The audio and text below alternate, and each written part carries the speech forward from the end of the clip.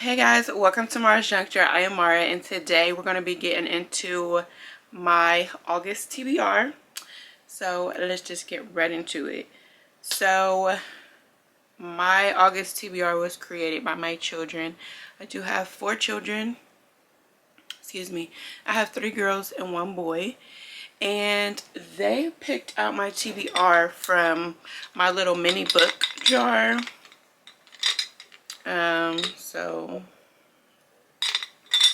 yeah, they picked out my reads. They just put it in like a, I don't know, they put it in a bag and just put their little fingers in there, and they each chose a book. So I have 4 books, excuse me, 4 physical books picked by my children. So let's go ahead and get into it. Oh, here they are. Look, these are so cute. They're so cute and little. I don't know, I think they're gonna fall. But I do have them right here on top of this candle. But here are the physical books. Okay, so I think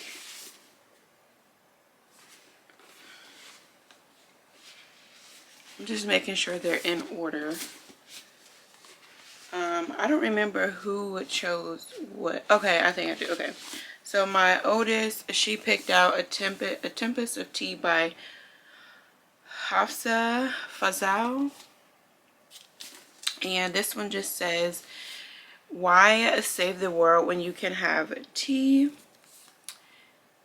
On the streets of White Roaring, Arthi Casimir is a criminal mastermind and collector of secrets. Her prestigious tea room transforms into an illegal bloodhouse by night, catering to the vampires feared by society. But when her establishment is threatened, Arthi is forced to strike an unlikely deal with an alluring adversary to save it, and she can't do the job alone.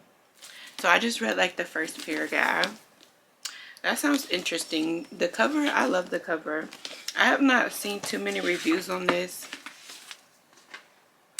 And then the reviews that I did see, they didn't really have anything like positive to say. So we shall see how that goes. Okay, so next, I believe my daughter picked this one. It's called Wild Woman in the Blues by Denny S. Bryce. Let's see.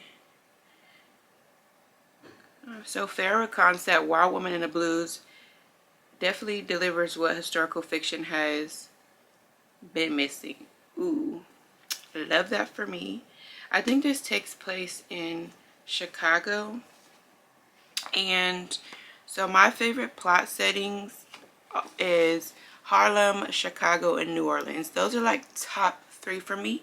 Like if the book takes place, especially in like Harlem Renaissance, if the book takes place in like Chicago, Harlem, and New Orleans, I'm going to eat it up. Those are my favorite plot settings. So I'm excited to get into this one.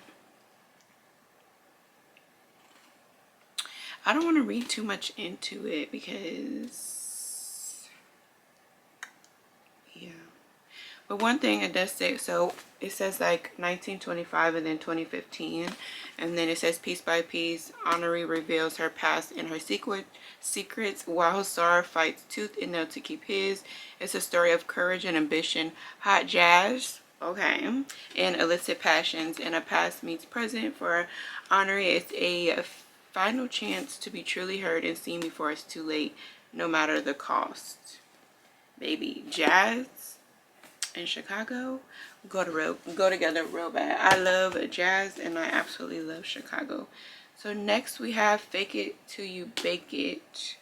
I think my son picked this one out by Jamie Wesley. Is it Wesley? Yeah. So this one just says Jada Townsend Matthews is the most revealed woman in America after turning down a marriage proposal on a reality dating show. When she comes home to lick her wounds, Jada finds herself working at San Diego's newest cupcake bakery, Sugar Blitz, alongside the uptight owner and a professional football player, Donovan Dell. When a reporter mistakenly believes Jada and Donovan are an item, they realize they can use the misunderstanding to their advantage to help the struggling bakery and rehabilitate Jada's image. Faking a relationship should be simple, but sometimes love is the most unexpected ingredient. Fake It Till You Bake It is a sweet confection of a novel, the perfect story to curl up while enjoying a cupcake on the side. So we're going to have to get us a cupcake. Yeah, for sure. This sounds good. I can't wait to read it, and the cover is beautiful. Okay, and next we have On Rotation by Charlene Obubi. On Rotation. I used to work in the hospital, so I feel like if this is giving hospital, like, medical feel, I'm really going to eat this up. The blurb says, in this dazzling novel, Charlene Booby explores that time in your life when you must decide what you want, how to get it, and who you are, all while navigating love, friendship, and the realization that the path you are traveling is going to be a bumpy ride. Yeah. Okay, so a Ghanaian American, Angela Apia, has checked off all the boxes of perfect immigrant daughter: enroll in an elite medical school, snag a suitable lawyer slash doctor engineer boyfriend, and surround yourself with a gaggle of successful and or loyal friends. But then it all quickly falls apart. She bombs the most important exam of her medical career. Her boyfriend dumps her and her best friend pulls away. And her parents, whose approval seems to hinge on how closely she follows the path they chose for her, are a lot less proud of their daughter than they were when things were going according to plan. It's a quarter-life crisis of epic proportions. Angie, who has always faced her problems by working twice as hard to get half as far, it is at a loss. Suddenly, she begins to question everything: her career choice, her friendships, and why she's attracted to men who don't love her as much as she loves them. Child, we can relate to that alone, okay? And just when things couldn't get more complicated, enter Ricky Gutierrez, brilliant, thoughtful, sexy, and most importantly, seems to see Angie for who she is instead of what she can represent. We love that, okay? Unfortunately, Ricky also has Wasteman practically tattooed across his forehead, and Angie's done chasing mirages of perfect men, or she thinks, or so she thinks. For someone who's always been in control, Angie realizes that there's one thing she can plan for: matters of her heart. Baby, this sounds like me, okay? Minus the pressure of the family. Like, my family doesn't pressure me or make me feel like I had to live up to their standards. But everything else... Oh, she grew up, okay. She's a Ghanaian American physician, cartoonist, and author who grew up in Chicago, Illinois, Hot Springs, Arkansas, and the Woodlands, Texas. She is a monthly contributor to the Washington Post Well Plus Being section and is completing her cardiology fellowship. She lives in Chicago, Illinois with her husband, 3 cats, and their dog. Wow, okay.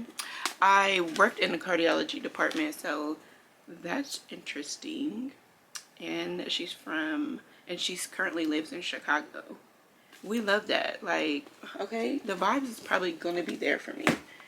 Okay, and then the library books that I currently have as well that will be included in my August TBR is are The Neighbors and Their Stories by Diane Oliver. Like I said in one of my previous videos, it's been taking me so long to finish this because I just had other obligations, so I just kept putting it on the back burner. But I did read the first story, Neighbors. And then next we have One of Our Kind by Nicola Yoon. I did mention this in my previous video as well. Wait, yeah, I think it's in my vlog. Okay, and then next we have The Dead Romantics by Ashley Poston. So like I said, I just need to read her last book, not her last book, but the last book in the catalog that I have not, in her catalog that I have not read. So I read The 7 Year Slip, which is like, baby, one of my favorite books. I love that book. And A Novel Love Story, I did just finish that one, and I didn't like, I wouldn't say I didn't like it, but it just was not hitting like the 7-year slip. So I want to form my opinion on The Dead Romantics, because I really do love her writing style, as well as her capability of writing a romance and magical realism together. Like, she does an amazing job with that. So I just want to see how she did with this one. So yeah, these are my 3 books from the library that will be included in my August TBR picked by my children. So if you made it this far into the video, I just thank you so much for watching. If you read any of those books, please feel free to leave me a comment and let me know how you felt about them. If you rock with me, go ahead and subscribe, okay? And be sure to give me a little thumbs up, and I will see you in my next video.